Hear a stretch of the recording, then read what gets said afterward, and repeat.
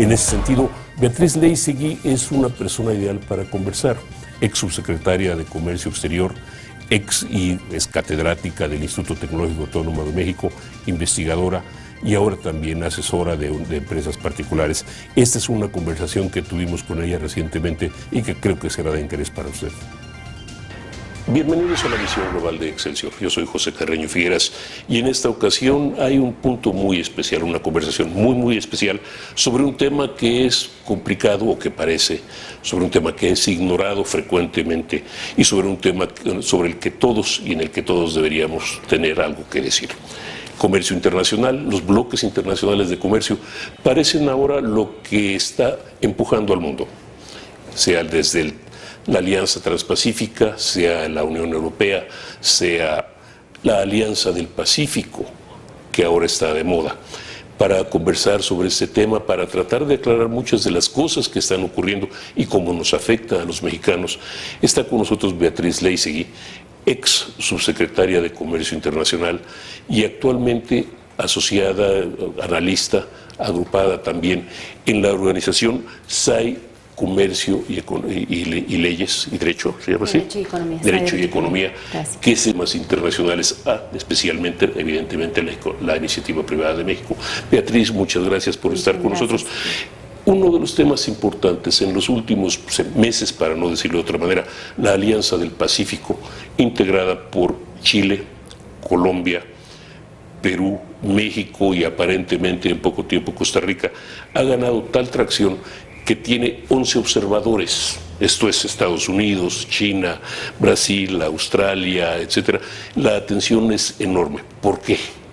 Sí. La atención es enorme por el impacto que este acuerdo significa para las economías de los países que integran la alianza, como también el impacto que va a tener en la región de América Latina o más ampliamente, dependiendo de los países que se integren, en la profundización de las relaciones económicas y comerciales de estos países con el mundo.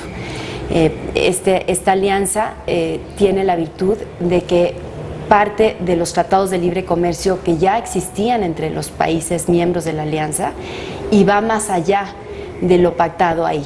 Va más allá de la liberalización que se preveía del comercio, es decir, en los tratados de libre comercio se prevé la liberalización del comercio internacional, la eliminación de los aranceles.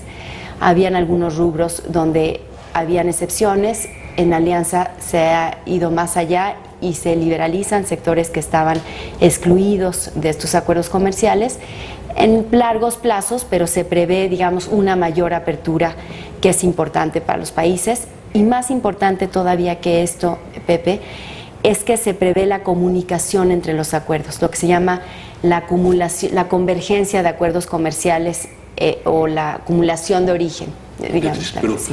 Considérame, por favor, tonto de remate, sí. Y lo soy. Así que cuéntame, por favor, en palabras muy simples, ¿por qué es importante para México? Pues el comercio internacional para México en los últimos años, concretamente lo que son las exportaciones de México al mundo, han representado más de la mitad del crecimiento de México, crecimiento económico, el que se mide en función del Producto Interno Bruto. ¿Estamos hablando de cuánto? Por decir algo, en el 2011 México creció cerca de 4%, 2.2% de ese crecimiento económico del PIB se atribuye a las exportaciones de México con el mundo. ¿Y estas fueron 600,000, 700,000 millones de dólares? El año pasado alcanzaron 700,000 millones de dólares, lo que significa que el comercio internacional ha sido uno de los principales motores de nuestra economía y por lo tanto el gobierno ha centrado una buena parte de su política internacional en participar, en profundizar sus relaciones comerciales con sus socios actuales y en buscar nuevos acuerdos con países con los que no tiene tratados de libre comercio. Ahora, volviendo a la Alianza del Pacífico, muchos países o muchos analistas han hablado de que la Alianza del Pacífico es, por un lado, competidora del Mercosur, es decir, una competidora en términos políticos, en términos económicos, y por otro lado, algún tipo de competencia hacia China. ¿Es correcto? Yo como veo los acuerdos comerciales es que y más en esta nueva tendencia en donde se tienden a ser más grandes, se está hablando de acuerdos mega regionales. Lo que se busca es, entre los países que participan, liberalizar y profundizar el comercio y dejarlos abiertos para que participen otros países.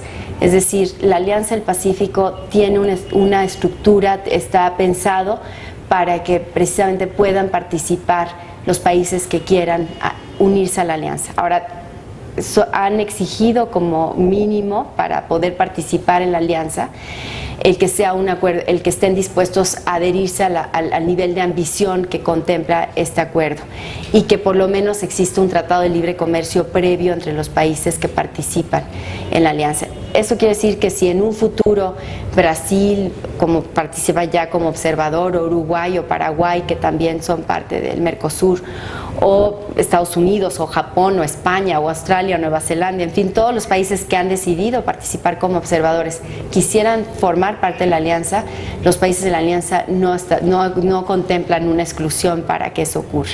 Ahora, esto no es una competencia, sin embargo, directa, por ejemplo, con la Alianza Transpacífica, la Asociación Transpacífica. Yo no lo veo así.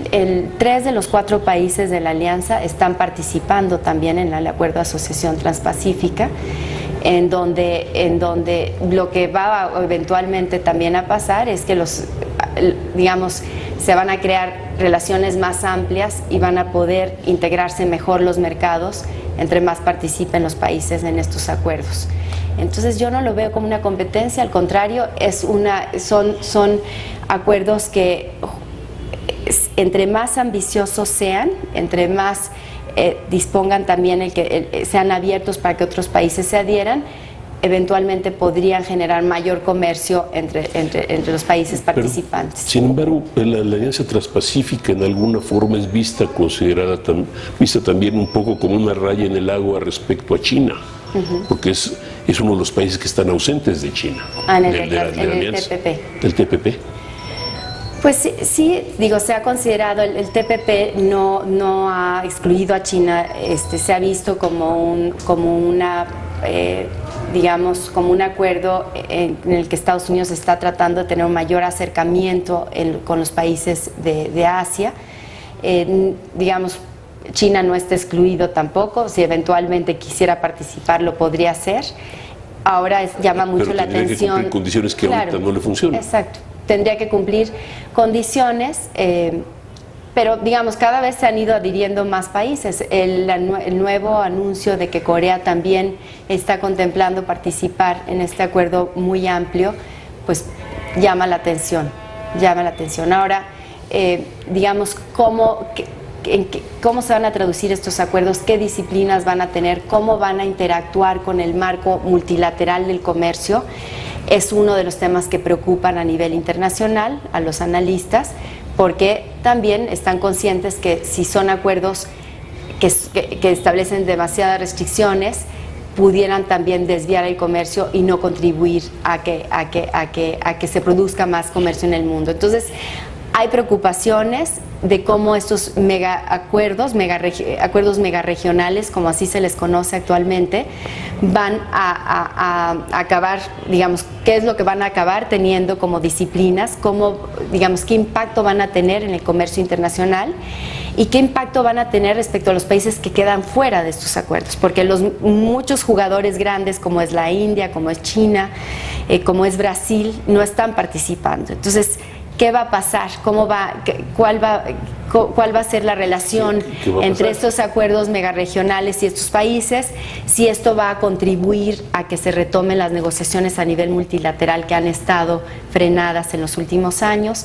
En fin, hay muchas preguntas en el aire que se están analizando actualmente por expertos del comercio internacional. ¿No es un poco el caso así de, como dice aquella cuarteta de popular mexicana, contigo porque me matas y sin ti porque me muero? Pues, en fin, sí tiene sus riesgos.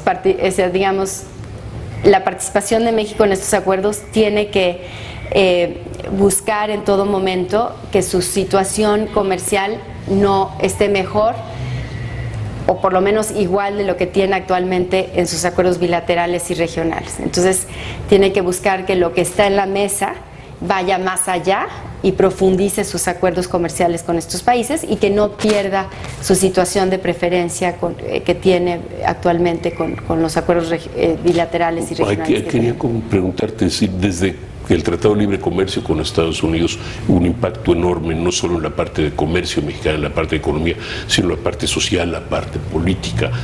¿Qué impacto van a tener o pueden tener estos acuerdos, que el TPP, la Alianza del Pacífico, etcétera, sobre los mexicanos en términos generales? Pues mira, Harry Truman decía que las relaciones económicas y las relaciones políticas y diplomáticas están inextricablemente atadas, ¿no?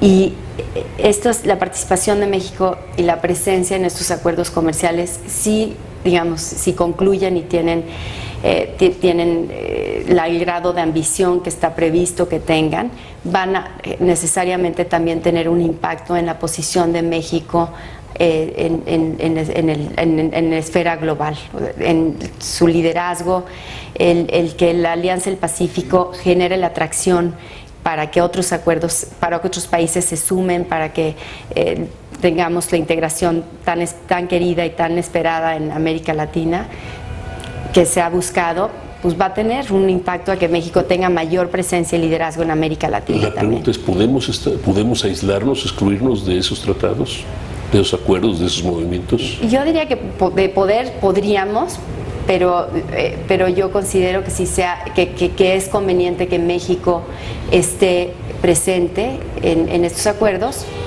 porque, digamos, de otra manera queda de alguna manera aislado. Y no puede hacer valer sus posiciones. Así es, quedaría aislado, claro, cuidando en esas participaciones que no se merme lo que ya tiene. Y ese es el gran reto que tiene en esto. Pero una última pregunta, Beatriz, sí. Perdón. Pero mucha gente en la calle cree que los acuerdos internacionales de comercio la han afectado negativamente. Sí. Muchos creen que estos convenios pues han servido más para un sector del país que para otro.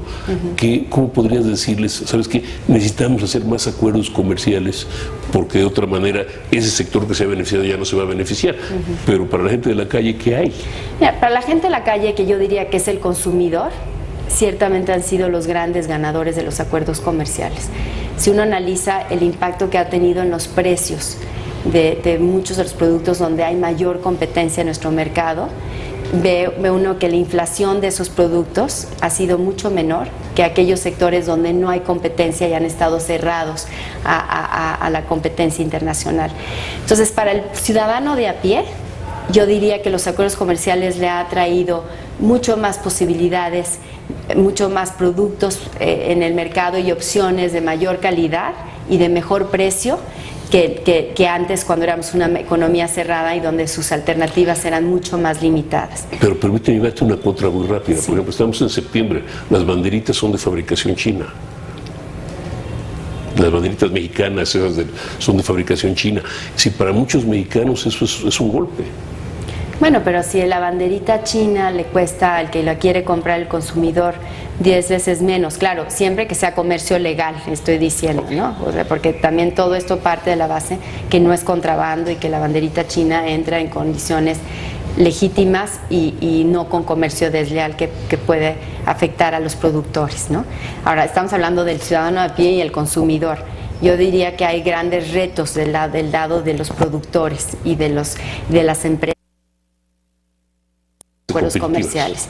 Y el gran reto para esas empresas, sobre todo para nuestras pequeñas y medianas empresas, es participar más activamente en lo que son las cadenas globales de valor, en ser parte de las exportaciones, ya sea porque le proveen al que exporta o porque ellos tienen la capacidad de exportar directamente a los mercados internacionales. Y eso es un gran reto, el que el comercio internacional pueda llegar a más estados, y porque es un hecho que está concentrado en unos cuantos estados la actividad exportadora principal, y que puedan ser más sectores los beneficiados. Y esa democratización del comercio está pendiente, y cómo utilizas también, porque hay mucho desconocimiento, y yo creo que ahí es donde hay un terreno muy, muy grande, fértil, es cómo le comunicas al ciudadano qué beneficios, al productor, al empresario, qué beneficios representan estos acuerdos comerciales. Y ahí hay mucho que hacer. Beatriz Leizegui, creo que has comenzado a hacer.